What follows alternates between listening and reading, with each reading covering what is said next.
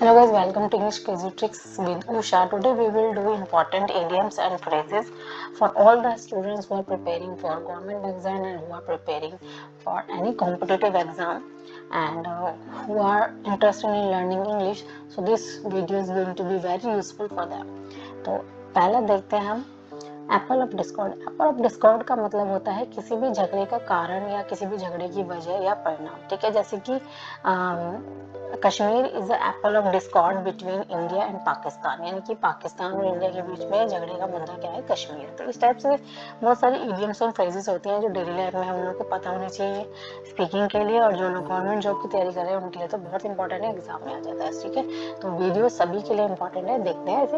Apple of Discord यानी कि पिता की मृत्यु के बाद से यह संपत्ति दोनों भाइयों के बीच कलह का कारण बनी हुई है, यानी कि झगड़े का कारण बनी हुई है। तो सिंस एवर यानी कि जब से उनके पिता की मृत्यु हुई है, तो since ever their father death this property has been an apple of discord between the two brothers. ठीक है, इस टाइप में बनाएंगे। एप्पल ऑफ वंस आई, इसका मतलब होता है बहुत प्यारा। ठीक है, किसी का बहुत ज्यादा प्यारा है, चाहता है, उसके लिए यूज करते हैं एप्पल ऑफ वंस आई।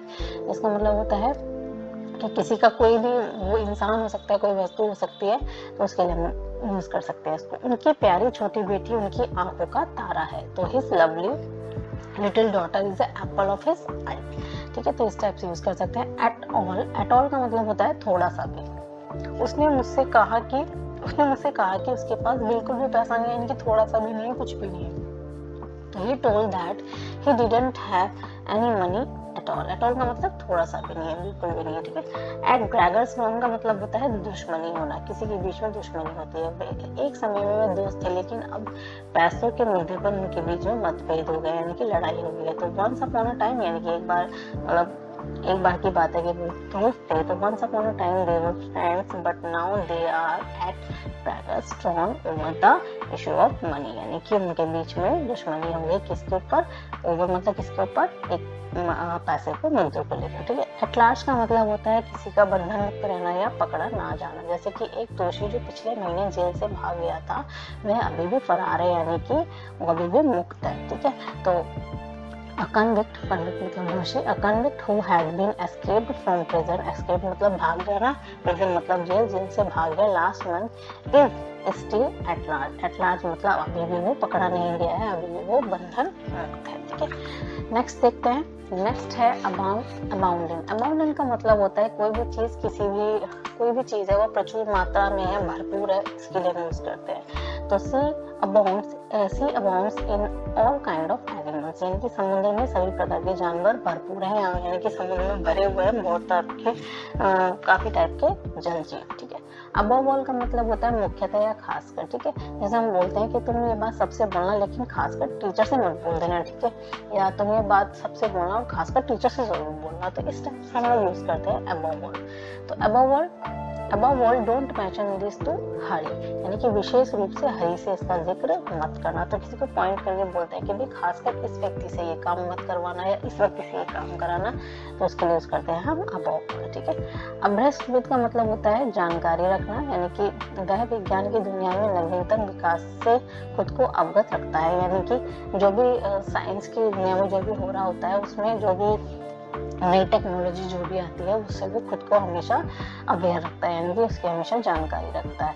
तो he keeps himself abreast with, मतलब जानकारी रखता है the latest development in the world of science. ठीक है, एक्सेसरी टू का मतलब होता है किसी का भी सहायक। The man was accessory to the crime. Accessory का मतलब है कि वह व्यक्ति उसके अपराध में सहायक था। कोई भी चीज, कोई भी व्यक्ति है या कोई भी इंसान है जिसमें सहायक होता है, उसके लिए हम याद यूज करते हैं एक्सेसरी टू। ठीक है, तो the man was accessory to the crime, वो क्राइम में क्या था, वो सहायक था उस क्राइम में। ठीक है, अफेक्ट इग्नोरेंस का मतलब होता है कुछ ना पता होने का दिखावा करना, मतलब आपको सब कुछ पता है लेकिन आप लोग शो ऑफ करते हो कि लोग मुझे नहीं पता, तो इसका मतलब होता है अफेक्ट इग्नोरेंस। तो you can not affect ignorance of the law and escape punishment, यानी कि आप कानून की अज्ञानता को प्रभावित नहीं कर सकते, यानी कि आप ये नहीं दिखा सकते कानून के सामने कि भाई मुझे ये पता नहीं, और आप सजा से बच नहीं सकते। ठीक है, तो हमें ये नहीं करना चाहिए, स्टॉप अफेक्ट इग्नोरेंस। ठीक है, तो you can not affect ignorance of law and escape from punishment. ठीक है, स्ट्रक्चर सेंटेंसेस को बना सकते हैं इन इडियम्स और फ्रेजेस को यूज करते हैं यूज करके। ठीक है, नेक्स्ट देखते हैं। नेक्स्ट है यहाँ पर अगेंस्ट एट। अगेंस्ट एट का मतलब होता है हक्का बक्का होना। ठीक है, हक्का बक्का हो जाना। तो जैसे ही वह अस्पताल में दाखिल हुई, वह घायलों के बिस्तरों को देखकर आश्चर्यचकित हो गई या हक्का बक्का हो गई। As she entered the hospital, she looks aghast at the bed of the wounded। wounded का मतलब होता है जो घायलों के जो बिस्तर होता है, वो मतलब घाव। तो घायलों के जो बिस्तर होते हैं उनको देखकर वो क्या हो गई, हक्का बक्का हो गई। ठीक है, एग्रीएबल टू का मतलब होता है किसी भी चीज को पसंद करना या किसी भी चीज को अनुकूल होना। जैसे कि वह बहुत उधम मचा रहा था, योजना उसकी इच्छाओं के अनुरूप नहीं थी। यानी कि जो भी उसने काम किया वो उसकी इच्छाओं के अनुकूल नहीं था, इसीलिए वो क्या कर रहा था, बहुत ज्यादा उधम मचा रहा। तो ही बीइंग वेरी फसी, फसी मतलब उधम मचाना, ही बीइंग वेरी फसी, यहाँ पर आप ये भी लगा सकते हैं he is being very fussy and the plan was not agreeable to his wishes। यानी कि उसकी इच्छाओं के अनुसार नहीं था, इसलिए वो ज्यादा क्या कर रहा था, ड्रामे कर रहा था। अलाइव टू का मतलब होता है जानकारी रखना या सचेत रहना। तो वह वर्तमान आर्थिक समस्याओं के प्रति बिल्कुल भी सचेत नहीं है या उसको बिल्कुल भी जानकारी नहीं है। he is not at all alive to the current economic problems। ठीक है, नेक्स्ट होता है all at once. All at once का मतलब होता है कोई भी चीज अचानक हो जाना, सडनली हो जाना। ठीक है, तो सडनली तो अचानक आसमान में अंधेरा छा गया और बारिश शुरू हो गई। At once the sky became dark and it began to rain. यानी कि बारिश शुरू हो गई, बिगिन मतलब शुरू हो जाना। नेक्स्ट होता है ऑल मूनशाइन। ऑल मूनशाइन का मतलब होता है बिल्कुल छूटा या कोई भी चीज मनगढ़ंत है। आप जो कह रहे हैं वह सब मनगढ़ंत है, यानी कि रियल नहीं है। तो what you are saying is all moonshine. Next देखते हैं। नेक्स्ट है all of sudden. All of sudden का मतलब भी अचानक होता है। ठीक है, तो इसको हम कैसे यूज करते हैं, अचानक कमरे की दीवारें हिलने लगी। All of a sudden the walls of the room started shaking. Shaking का मतलब हिल जाना। ठीक है, ऑल द सेम का मतलब है फिर भी, यानी कि हालांकि आपके समझौते आश्वस्त करने वाले प्रतीत होते हैं, लेकिन फिर भी ऐसा नहीं होगा। यानी कि देखो आपका जो एग्रीमेंट है वो मतलब लगता है कि इस पे सब लोग कन्विंस हो जाएंगे, लेकिन फिर भी वो सब कुछ नहीं होगा। ठीक है, तो यानी कि फिर भी मतलब फिर भी वो नहीं होगा। ऑल दो your agreement appear convincing all the same, लेकिन फिर भी आपका जो एग्रीमेंट है वो कन्विंसिंग लगता है, यानी कि लगता है कि सब मान जाएंगे, लेकिन फिर भी ऐसा होगा नहीं। ठीक है, it will not happen.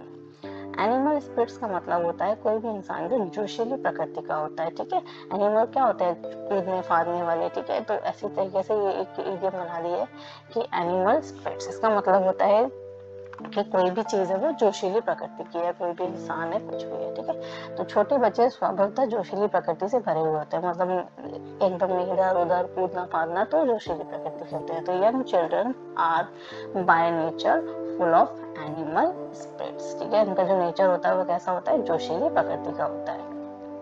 Eight once का मतलब होता है तुरंत। सेक्रेटरी की गलती पर बॉस बहुत क्रोधित हुआ और उन्हें तुरंत अपने कमरे में आने के लिए कहा, यानी कि तुरंत बोला। तो the boss was furious over secretaries mistake. Furious मतलब गुस्सा हो गए, बहुत ज्यादा क्रोधित हो गए सेक्रेटरी की मिस्टेक पर। And they asked him to come to his office, his room, come to his room at once. At once मतलब तुरंत। एट द 11th आवर, इसका मतलब होता है अंतिम क्षण पर या एन मौके पर। ठीक है, एन मौके पर, अंतिम क्षण, कोई भी कुछ भी होने वाला है और एन मौके पर, लास्ट टाइम में एन बोलते हैं, लास्ट टाइम में एन मौके पर ये नहीं होता तो ये हो जाता, तो वो वही है एट द 11th आवर। तो भी नियंत्रण से बाहर हो रही थी, लेकिन 11वें घंटे सॉरी लेकिन एन मौके पर यहाँ पर आप लगाएंगे अंतिम क्षण में पुलिस पहुंची और घटना को टाल दिया गया। ठीक है, तो यहाँ पर देखिए the mob was getting out of control. Mob का मतलब यहाँ पर वो भीड़ है जो लड़ाकू होती है, जो लड़ने पिटने बांटने पर आमादा होती है, तो होती है मॉब। तो the mob was getting out of control but at 11th hour the police arrived and averted right. Averted का मतलब होता है कि उन्होंने वो टाल दिया। ठीक है, रोक दिया। राइट मतलब दंगे रोक दिए उन्होंने वहां पहुंचकर। नेक्स्ट देखिए, नेक्स्ट होता है एट टाइम्स। एट टाइम्स का मतलब होता है कभी कभी, ठीक है, कभी कभी। तो कभी कभी वह थोड़ा बेहतर महसूस करती है, लेकिन फिर से अपनी पुरानी स्थिति में आ जाती है। तो बोलते हैं किसी जब कोई बीमार होता है तो इसके लिए यूज करेंगे at times she feels a little better but then again relapses into her old condition, यानी कि फिर से वो वापस आ जाती है पुरानी स्थिति में, ठीक है। तो फिर से वो आ जाती है अपनी पुरानी स्थिति में। अवेयर ऑफ का मतलब होता है जानकारी होना, किसी भी चीज की आपको सूचना होना, ठीक है। तो I was not aware of his intention, यानी कि मुझे उसके इरादों का पता नहीं है, ठीक है, पता नहीं था।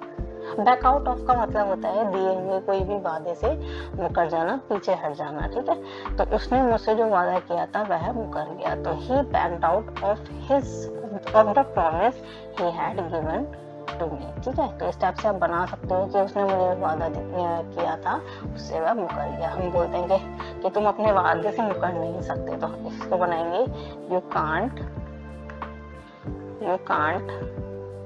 Back out of your promise, ठीक है।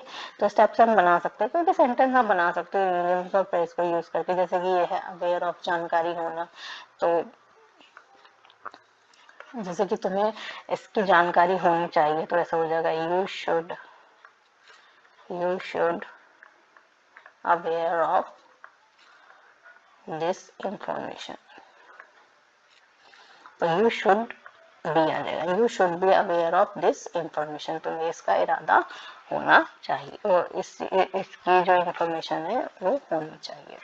नेक्स्ट होता है बैकस्टेयर इन्फ्लुएंस। बैकस्टेयर इन्फ्लुएंस का मतलब है छुपा नाजायज प्रभाव, यानी कि कोई भी चीज है जो छुपी हुई है और जो होनी नहीं चाहिए वो होता है बैकस्टेयर। जैसे कि जब अपॉइंटमेंट्स होते हैं, जॉब लगती है, उसमें जो पीछे से जो मतलब जो बोलते हैं ना कि इसने तो सेटिंग करवा के अपनी नौकरी ले ली, तो यानी कि उसने नाजायज तरीके से, यानी कि कोई प्रभाव डालकर पैसों का या जानकारी का उसने वो काम करा लिया। तो इसी का मतलब है बैकस्टेयर इन्फ्लुएंस, ठीक है। वह नाजायज प्रभाव से नौकरी पाने में कामयाब रहा है। तो he manage to get the job through backstair influence. वो कैसा भी हो सकता है, वो पैसों का हो सकता है, वो जानकारी का हो सकता है, वो कैसे भी हो सकता है, ठीक है। बैड ब्लड का मतलब होता है दुश्मनी। तो there is a bad blood between the two neighbours, यानी कि दो पड़ोसियों के बीच में क्या थी जी, बहुत ज्यादा दुश्मनी है, ठीक है। तो उन दो पड़ोसियों के बीच में क्या है, बहुत ज्यादा दुश्मनी है। तो यहाँ पर बैड ब्लड का मतलब दुश्मनी। नेक्स्ट होता है be a party to something. Be a party to something का मतलब होता है किसी का पक्ष लेना या किसी से सहमत हो जाना। तो I agree with your proposal so I won't be, I disagree with your proposal so I won't be a party of disagreement, यानी कि मैं तुम्हारे जो प्रस्ताव है उससे असहमत हूँ। डिसएग्री का मतलब असहमत हूँ, इसलिए मैं इस समझौते में भागीदार नहीं बनूंगा। तो आई won't B party of this agreement. Agreement मतलब जी समझौता, ठीक है। नेक्स्ट होता है be all years. Be all years का मतलब है बहुत ध्यान से सुनना, ठीक है। जैसे ही मैंने अली बाबा की कहानी सुनानी शुरू की, सभी बच्चों ने कान लगा के उसको सुनने लगे या कान लगाने लगे। तो the children were all years. All years का मतलब हो गया बड़ा ध्यान से सुन रहे। तो children were all ears as I began या I started to tell the story of Ali Baba, ठीक है।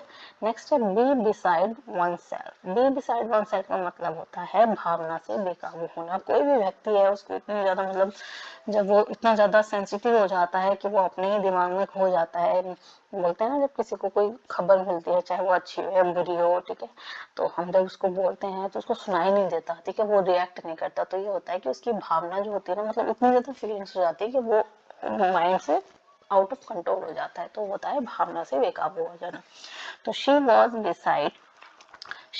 Beside himself with grief when she heard about her son's death, यानी कि वो जो हो गई वो भावना से बेकाबू हो गई, खुद से वो भावना से बेकाबू हो गई उस दुख से, जब उसे पता चला, जब उसने सुनी अपने बेटे की डेथ की खबर, ठीक है। जब उसने अपने बेटे की डेथ की खबर सुनी तो उसकी जो भावनाएं थी ना, जो दुख था वो आउट ऑफ कंट्रोल हो गया, यानी कि वो बेकाबू हो गई, तो be born with a silver spoon in one's mouth, इसका मतलब होता है कोई भी व्यक्ति हो वो अत्यंत धनवान हो। देखो यहाँ पर लिखा हुआ है silver spoon in one's mouth, तो आप ऐसे भी याद कर सकते हो कि हम बोलते हैं ना कि बच्चों को ये तो चांदी की चम्मच लेके पैदा हुआ था, तो चांदी की चम्मच लेके पैदा हुआ मतलब वो गरीब है। ठीक है, चांदी की चम्मच किसी गरीब के वो अमीर है, तो चांदी की चम्मच किसी गरीब के पास तो नहीं हो सकती। ठीक है, तो जो अमीर है उसके पास चांदी की चम्मच होगी ना, तो यहाँ पर हम याद कर सकते हैं इसको कि धनवान वो है जिसके पास एक चांदी की चम्मच है। तो पंडित नेहरू मुंह में चांदी की चम्मच लेकर पैदा हुए थे, इसका मतलब ये है कि वो बाय बर्थ कैसे थे, धनवान थे। तो Pandit Nehru was born with a silver spoon in his mouth. ठीक है, ये एक इडियम में कहावत है। बी बाउंड टू, इसका मतलब होता है निश्चित रूप से, यदि आप जल्दी नहीं करोगे तो हमें देर हो जाएगी, यानी कि जल्दी नहीं करोगे तो निश्चित रूप से हमें क्या हो जाएगी, देरी हो जाएगी। तो we are bound to be late if you don't hurry, जल्दी नहीं करोगे तो ऑब्वियसली पक्की बात है कि आप क्या हो जाएगी, देर हो जाओगे। नेक्स्ट है be in the way, be in the way का मतलब होता है रास्ता रोकना। ठीक है, किसी का रास्ता रोकना, बी इन द वे। तो यह कुर्सी आपके रास्ते में है, तो दिस चेयर्स या is this chair is your way. ठीक है, तो इसका मतलब होता है कि रास्ता रोकना। नेक्स्ट होता है be no more, be no more का मतलब होता है मर जाना। चूंकि उनके पिता अब इस दुनिया में नहीं है, इसलिए वह काफी खोई हुई महसूस करती है। तो since her husband is no more, since her husband is no more यानी कि जीवित नहीं है, शी फील्स क्वाइट लॉस्ट, वो काफी क्या कैसी कैसी महसूस होती है, खोई हुई, मतलब अपने ही दिमाग में रहती है। बी अंडर एज का मतलब होता है नाबालिग होना, आप मतदान नहीं कर सकते क्योंकि आपकी उम्र कम है। तो you can't vote as you are under age, under age मतलब 18 से आप क्या है, कम है। तो बी अप टू समथिंग का मतलब होता है किसी भी चीज की योजना बनाने में बिजी रहना या व्यस्त रहना। जैसे कि these boys have suspicious movement, I am sure they are up to something, यानी कि इन लड़कों की हरकतें क्या है, संदिग्ध है, यानी कि सस्पिशियस है, तो मुझे यकीन है या फिर मुझे लगता है कि वे कुछ ना कुछ जरूर कर रहे हैं, कुछ ना कुछ करने की योजना वो जरूर बना रहे हैं। तो they are sure, I am sure they are up to something. ठीक है, नेक्स्ट है बी वेल ऑफ का मतलब होता है धनवान होना, समृद्ध होना, उसके पास एक घर है, कार है, इसलिए वो निश्चित रूप से संपन्न है। तो they own her a house and a car, so they are certainly, यानी कि वह निश्चित रूप से they are well off, well off मतलब वो संपन्न है। नेक्स्ट है be bound for, bound for का मतलब है यहाँ पर कि किसी निश्चित स्थान को जाना, कोई चीज है वो किसी निश्चित स्थान को जा रही है, अपने जो तय सीमा है उसको तय करने वाली है। जैसे कि यह जहाज लंदन के लिए बाध्य है, लंदन ही जाएगा, लंदन के लिए इसका निश्चित है जाना। तो the ship is bound for London, तो बाउंड फॉर का मतलब है कि ये उस जगह जाना निश्चित है, पक्का वहीं जाएगा। तो beer down upon, beer down upon का मतलब होता है युद्ध करना, हमला करना। ठीक है, और वो युद्ध कैसा होता है, वो होता है युद्ध पोत का, यानी कि जो समुद्री जहाज होता है जिनसे हमला किया जाता है, तो ये है बियर डाउन अपॉन। तो हमारा युद्ध पोत दुश्मन के काफिले पर टूट पड़ा, यानी कि हमारा जो वॉरशिप था, अवर वॉरशिप बोर, बियर की बोर हो जाएगी सेकंड फॉर्म, टूट पड़ा, तो our warship bore down upon the enemy convoy, convoy का मतलब क्या, उसकी काफिले पर। Beast of prey, beast of prey का मतलब होता है शिकार करने वाला जानवर। देखो प्रे का मतलब होता है शिकार और बीस्ट मतलब दानव, तो ऐसा दानव जो शिकार करे, तो बाघ एक शिकारी जानवर है, तो tiger is a beast of prey. Beat about the bush मतलब इधर उधर की बातें हाँगना या बातें करना, तो सीधे मुद्दे पर आओ, इधर उधर की मत मारो या मत हाँको। तो come to the point, don't beat about the bush. Back and call, बुलाने पर हाजिर होना, इसका मतलब है कि आप किसी को आवाज लगाओ या कॉल करो, एक बार बुलाओ वो तुरंत आ जाए, तो इसका मतलब होता है बैक एंड कॉल। ठीक है, तो you cannot expect me to be at your back and a call every time, यानी कि तुम मुझसे उम्मीद नहीं कर सकते या ये उम्मीद मत करो कि मैं तुम हर बार बुलाओगे और मैं हर बार आ जाऊंगा। तो you can not expect me to be at your back and call every time. Next होता है बैगर डिस्क्रिप्शन। बैगर डिस्क्रिप्शन का मतलब है जी ऐसी डिस्क्रिप्शन या ऐसा वर्णन जो करा भी नहीं जा सकता, मतलब आप उसको शब्दों में आप उसको बयान नहीं कर सकते, तो ये होता है बैगर डिस्क्रिप्शन। कुछ चीजें होती है ना हम उसको शब्दों में नहीं बोल सकते, वो हमें पता है कि वो कितनी स्पेशल है, ठीक है। तो ये है कि जैसे उसकी खूबसूरती का वर्णन नहीं किया जा सकता, इनकी इतनी खूबसूरत है कि उसको शब्दों में आप बांध ही नहीं सकते। तो हर ब्यूटी बैगर्ड डिस्क्रिप्शन, तो हर ब्यूटी वॉज क्या थी वो बैगर, हर ब्यूटी यहाँ पर आप वॉज लगाइए, थी अगर है तो is, her beauty is beggared description. Behind the scene का मतलब होता है छुपके, यानी कि सामने पर नहीं, आप धीरे धीरे छुपके कोई काम करते हो। तो the leader had been discussing behind the scene for a long and finally they arrived at an agreement. नेता लंबे समय तक पर्दे के पीछे यानी कि छुप छुप कर अपना जो डिस्कशन था वो करते रहे और आखिरकार यानी कि फाइनली एक समझौते पर वो पहुंचे। They arrived at an agreement. Bent on का मतलब होता है किसी भी चीज पर तुले होना, किसी भी चीज पर आमादा होना, वो काम करना, ठीक है। मुझे यकीन है कि दोनों लड़के किसी शरारत पर आमादा हैं। उसका मतलब है I am sure the boys are bent on something mischief. Mischief का मतलब होता है कि कोई नुकसान या शरारत, ठीक है। तो ये थी आज की हमारी इडियम्स एंड फ्रेजेस। आशा करते हैं आपको वीडियो अच्छी लगी है। अगर अच्छी लगी है तो please like share subscribe and comment. Thank you.